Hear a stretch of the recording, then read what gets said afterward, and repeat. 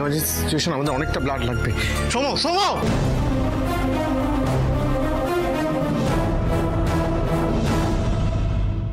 তুমি মানুষ না পাষাণ? ঠিক বলছি আমি, যা বলছি ঠিক বলছি। একটা বাচ্চার জীবন নির্ভর করছে তোমার রক্ত দেওয়া না দেওয়ার উপরে। তারপর হাত পা গুটিয়ে চুপ করে বসে আছো কি করে তুমি?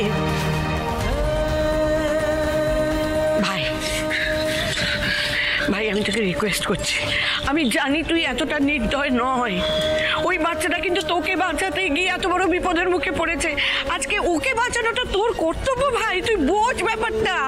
অভিরাজ, বাচ্চাটার প্রাণ সংশয় রয়েছে, এরপর যদি ভালো মন্দ কিছু একটা হয়ে যায় নিজেকে ক্ষমা করতে পারবে তো? প্লিজ ঠাকুর, এসব ইমোশনাল ডায়লগ বাজিতেও যেন ড্যাডের মন না গলে, তাহলেই আমার কাজটা হয়ে যাবে। আচ্ছা, ড্যাড তো এতটাও নিষ্ঠুর নয় না যে কারোর ক্ষতি হবে যেন ইচ্ছে করে হসপিটালে যাচ্ছে না। হসপিটালে না যাওয়ার পিছনে তো একটা কারণ আছে, তাই না? এইভাবে জোর জবরদস্তি করতে থাকলে যদি শেষে ড্যাডির কিছু হয়ে যায় তখন তো। বাবা,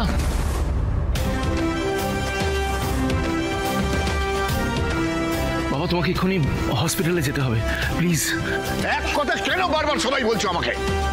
বলেছি তো আমি হাসপাতালে যেতে পারবো না। বাবা প্লিজ, তুমি এইভাবে দিনের পর দিন শানুর সাথে দুর্ব্যবহার করে গেছো, ওকে অভিশাপ দিয়ে গেছো, তার জন্য আজ শানু আমাদের মাঝখানে নেই।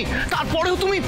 সৌম্য, শানু আমার সন্তান ছিল, কিন্তু ওই বাচ্চাটা আমার কেউ নয়।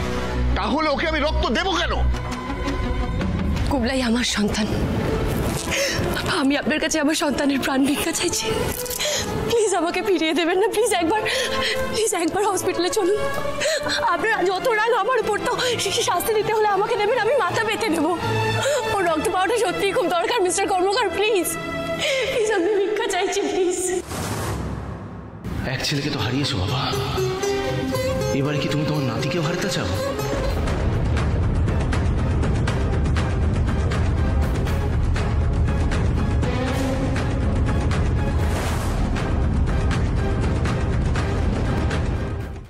কি বললে? নাতি? কার নাতি? কে নাতি? এসব কথার মানে কি? মানে যে বাচ্চাটার প্রাণ বাঁচানোর প্রয়োজন, সেই বাচ্চাটার কেউ নয়, তোমার নাতি শানু, ছেলে, তোমার রক্ত।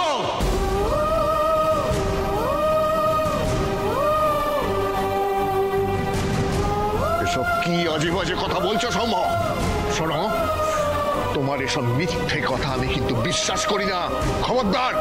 দা ভাই, তোমার কি মাথাটা খারাপ হয়ে গেছে দা ভাই? গুবলাই কি করে শাকনিকের ছেলে হতে পারে? এটা কি করে সম্ভব হতে পারে দা ভাই? তোর কাছে ব্যাপারটা সারপ্রাইজ হলেও বাবার কাছে তো সেটা অবাক হবার মতো কিছু নয়। শাকনিক তো সবাইকে বলেছিল, আমাদের সবাইকে বলেছিল যে ও আরেকটা মেয়েকে ভালোবাসতো। বাবা সেই সম্পর্কটা মেনে না নিয়ে একটা অন্য মেয়ের সাথে তার বিয়ে দেয়, আর সেটা হলি তুই।